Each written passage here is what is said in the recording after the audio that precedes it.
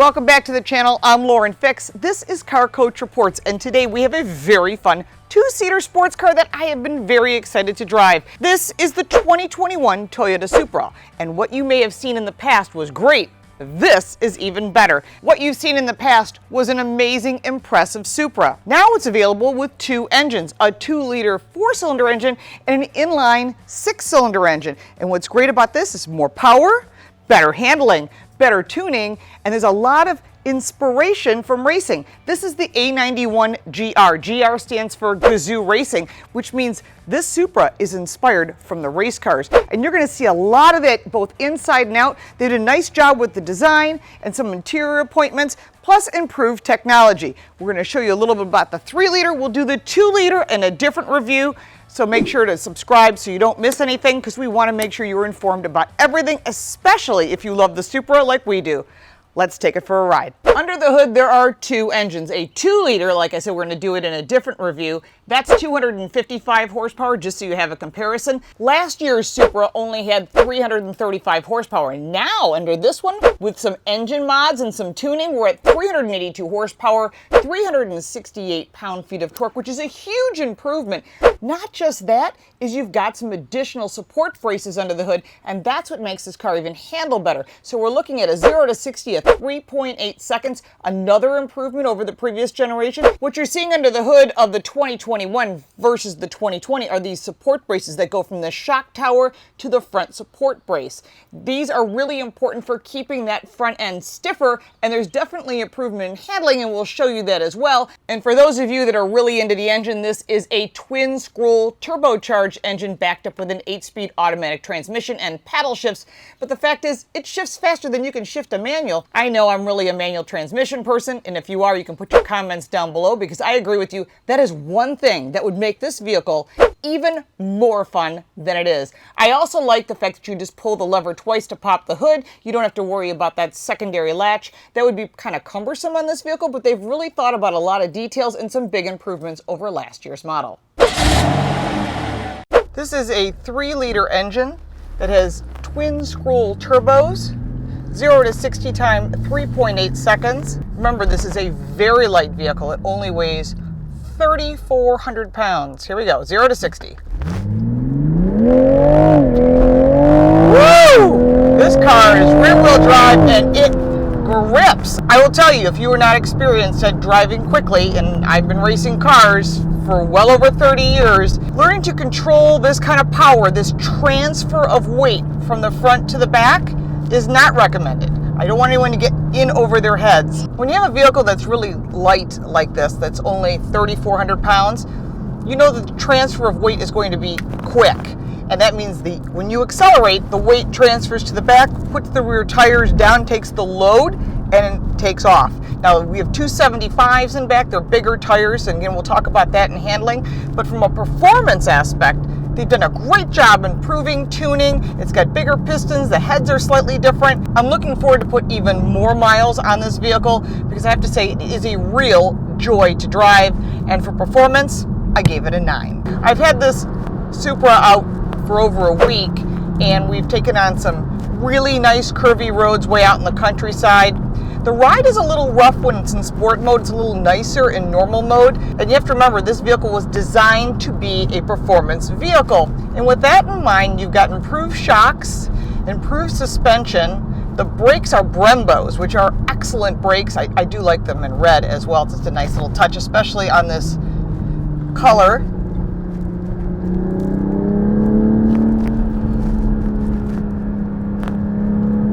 This curvy little section here.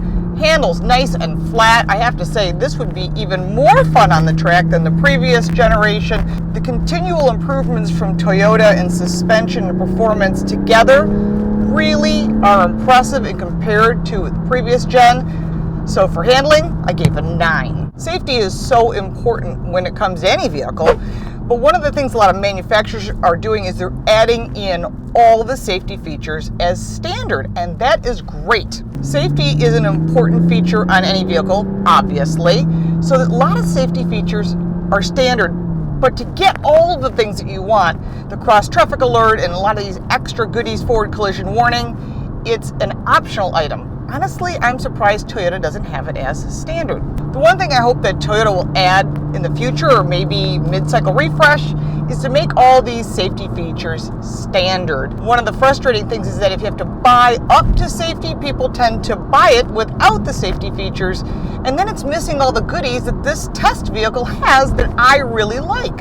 With that thought in mind, for safety, I gave it a 9. Visibility is a top feature on any vehicle. I don't care what you're driving. I know a lot of times people say, well, it's about performance and handling. Yes, but visibility and seating comfort are at the top because you live in this vehicle. Now, looking out the front, very easy to see, wide piece of glass, but out the back, as you can see right there, it is a long piece of glass. Yeah, you can see, but you almost have to dip your head down in order to get great visibility. Love the low sills. That's excellent. And the mirrors are fabulous, especially when you put the vehicle into reverse. The side mirrors tilt down so you can see what's going on. You may or may not like that, but I think it's an important feature when it comes to visibility. The backup camera is excellent, and of course the parking assist.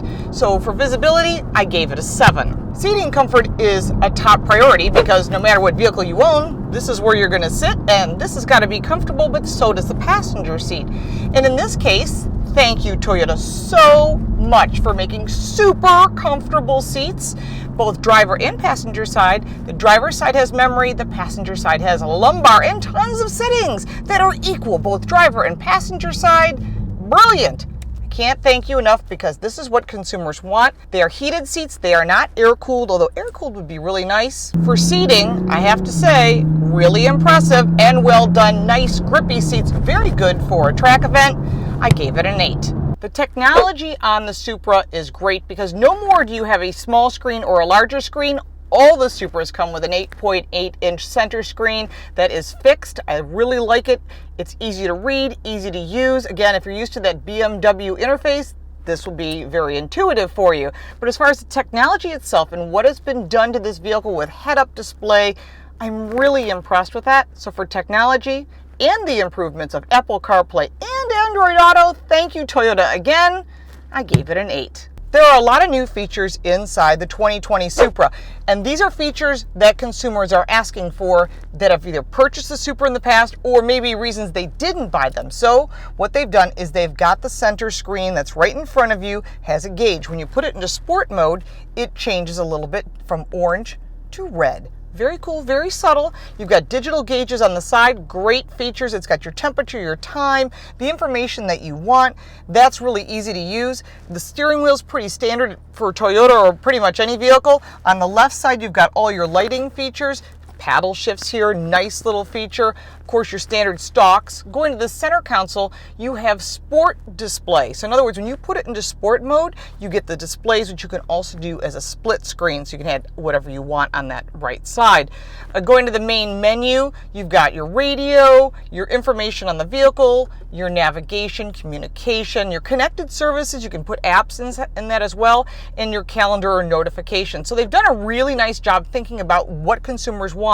And again, that interface or that multimedia interface is right in the center console. Speaking of the center console, as you move your way down, you've got your very simple radio controls, a volume knob, which people prefer over some slide, and some presets. And then going down, you have your pretty basic climate control with a 3-stage heated seats and dual stage climate. What I really like is if you move just below that, you've got a wireless charging and a place for your phone, which is great, plus a USB connection and a regular outlet, which is great for a radar detector, which you probably will need in a vehicle like this.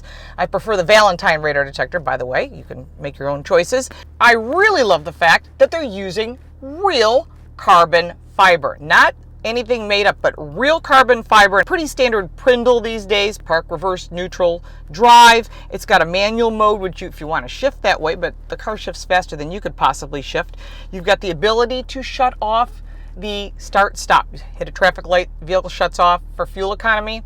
Listen, what are you saving? A tablespoon of gas? I shut it off immediately. I try it once and shut it off. Going into the sport mode button, easy. You can press that button, and when you do, you have a normal balance setting goes to the sport configuration, which you can make individual and configure, and sport displays as an option. Then further back, you've got your park assist, which you can shut off for like car wash, and the ability to shut off traction control if you want to have a little bit of fun. Remember, this is rear-wheel drive, and your safety systems, which you can customize. There are 2 cup holders. There is no center console, and behind the 2 cup holders is a great place for a pair of sunglasses, some change, or whatever it is that you might need. The nice thing is there's a pass-through here to the back, and your braces here, which is actually a brace for the struts. So that will give you even better handling. That's part of the tie-in to the front as well. Well thought out, well designed, very integrated. So packaging wise, they did a fabulous job. I like the JBL audio system. It's got 12 speakers, and if you like to crank the tunes, you can do that in this vehicle. They really thought about a lot of things. Now remember, in this vehicle, there is no glass roof. It is a hard top. I'd love to see a convertible. Wouldn't that be fun? I don't know. What do you think? Would you think you'd want a convertible Supra? Probably not going to sell a lot of them, but it'd be neat to have. A lot of well thought out features. I do wish, besides air-cooled seats, that they had a way to open the trunk a little easier than with the key fob or pressing a button that's here inside the vehicle. Just something that Toyota might be thinking about for the future. But overall, for features, I gave it an 8. Quality is an important feature in any vehicle. You want the fit, the finish, the materials, and everything to last a long time. But in addition to that, you want to be able to drive it and not spend time back at the dealer. And Toyota has done that. They've always built great quality vehicles that have excellent low maintenance. But on top of that, both the interior materials, the real leather, the soft touch, the stitching, the real carbon fiber, the exterior design, and just all the materials, the quality of the paint is very impressive. Now, Toyota's always made great quality products, so I had to give them a 10. The design of the 2020 Supra has been improved, but there are some things that are the same. And if you look at this vehicle side by side with one of the race cars, you'll see a lot of inspiration, like I've been saying. You'll notice that some of the vents are functional and some of them aren't. The new front end is really great. I do like the auto leveling headlights, and they've got 3 different pockets here. Again, this is very much looking like the race car, or the race car looks like this.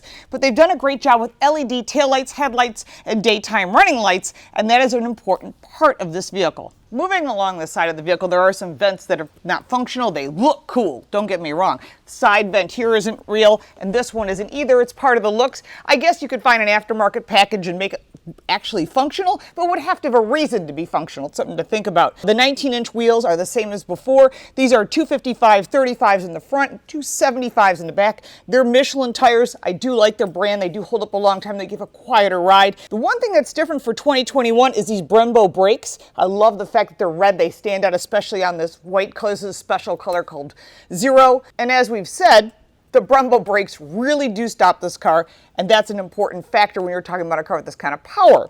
Going along the side, I love the fact that they've got the actual airflow. So someone put this in a wind tunnel to get the airflow. Of course they did, because you do that with every vehicle for performance and for fuel economy. But I love how it's got like these bulbous, almost wide hips on the back. So the front fenders are bulbous, but then they go into this really cool lines on the hood. Moving along to the back of the vehicle, like I said, you got the Michelin 275 tires in back, 19-inch Pilot Sports. I love we call these hips essentially in the business. So I love the wide hips. It gives it a really muscular look, both front and back, and that is part of that race car look, but I really think it makes it work with this vehicle. And when it comes to the Supra's look overall, it's pretty impressive. Along the back, the LED taillights look good. They're different. The duckbill spoiler is built in.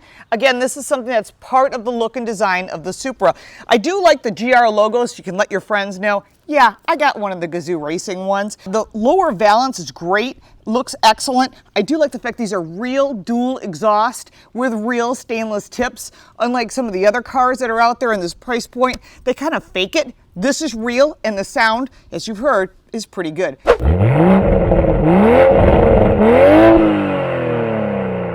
Overall, there's a lot of improvements on this car, both inside and out, but when it comes to design, not just the exterior, but the interior, everything they've done, it deserves an 8. When you go around the back of the vehicle underneath this duckbill spoiler, you can see there's actually a lot of storage. I took it grocery shopping just to see how much I could get in here, and I was really surprised. There is a pass-through for any long items if you're going to drive this thing year-round. Remember, it is rear-wheel drive. You have to keep that in mind. Nice little cover, but there's also a strut brace across the back that ties the rear together, giving it better handling, and we saw that when we went over the handling component.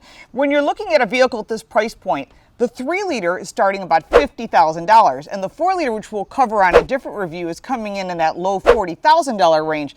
That's a lot of money. And there's a lot of competition in this category from the Germans and the domestics. So when you're looking at value, total value of everything, what you're getting for your money, it earned a 7. The improvements to the 2021 Toyota Supra are pretty impressive. Not just the handling, the performance, the design, everything that's included. There are a few things that I gotta ding them for. It'd be nice to have air-cooled seats at a $50,000 price point.